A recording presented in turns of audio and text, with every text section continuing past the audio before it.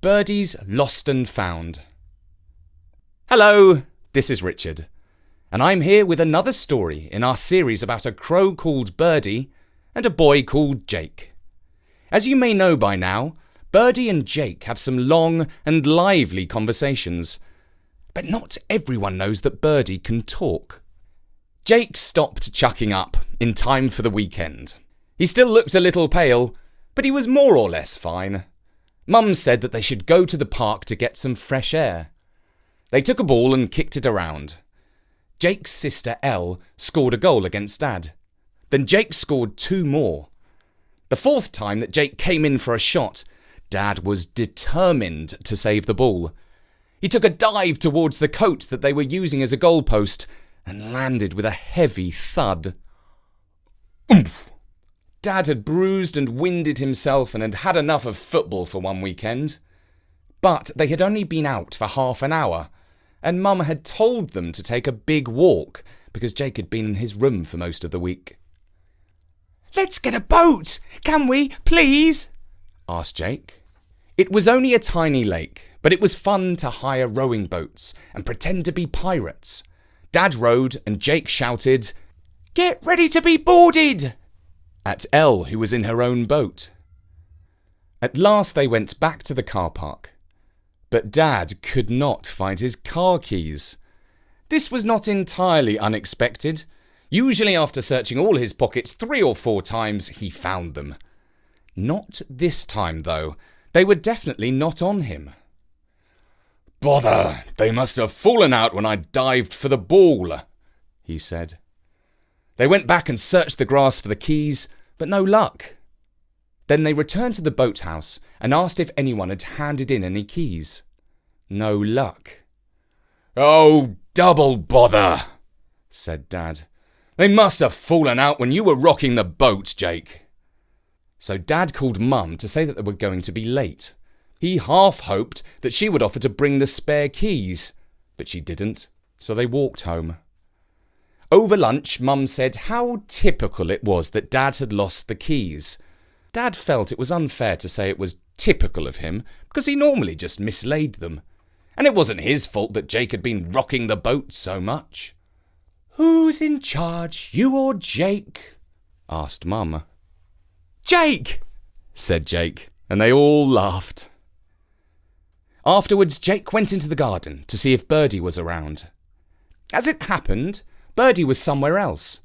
But just as Jake was going back into the house, he flew down and landed on the garden table. "Is your dad planning on digging up any nice worms?" he asked.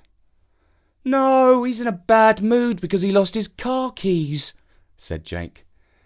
"He's got to go back to the park with the spare ones so he can fetch the car." But the trouble was, Dad could not find the spare keys for a very good reason. Mum had lost the car keys 2 weeks ago when she went to the gym. She had forgotten to tell anyone that she had to take a taxi home to fetch the spare ones and then return to the gym. So Dad had not lost the first set of keys. He had lost the spare ones. And now both keys to the car were lost. And if they left the car in the park overnight, it might get towed away, and they'd have to pay a big fine.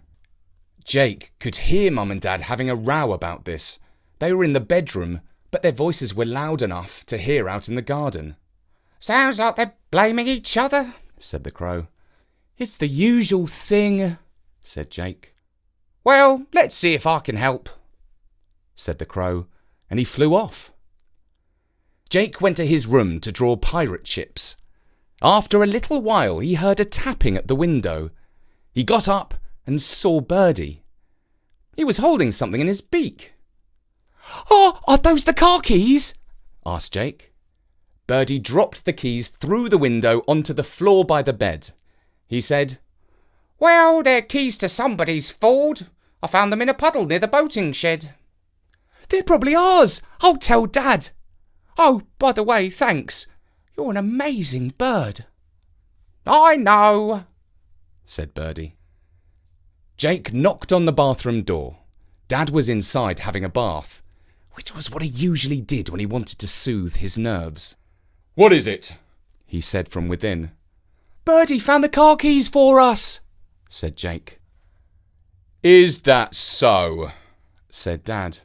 It's very kind of him, but unless he's brought them here, it's not much use to us. He has, said Jake. He's just given them to me and I've got them here. Jake heard watery noises as Dad got out of his bath and found a towel to wrap around himself. He opened the door. Here, said Jake. Dad looked at the keys.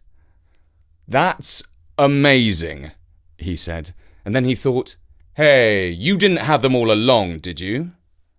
No, how could I have got them? Said Jake. Yes, how? Said Dad, scratching his head. It's true, said Jake. Birdy found them. Why don't you come and say thank you? They went into the bedroom. Birdy was sitting on the sill. Dad, still wrapped in just a bath towel, looked at him for a while. Well, say thank you to Birdy for finding the car keys, said Jake. Thank you, Birdy, for finding the car keys, said Dad. Caw! Said Birdy. And Dad looked as mystified as ever. And that was Birdy's Lost and Found, written by Bertie and read by me, Richard Scott, for storynori.com.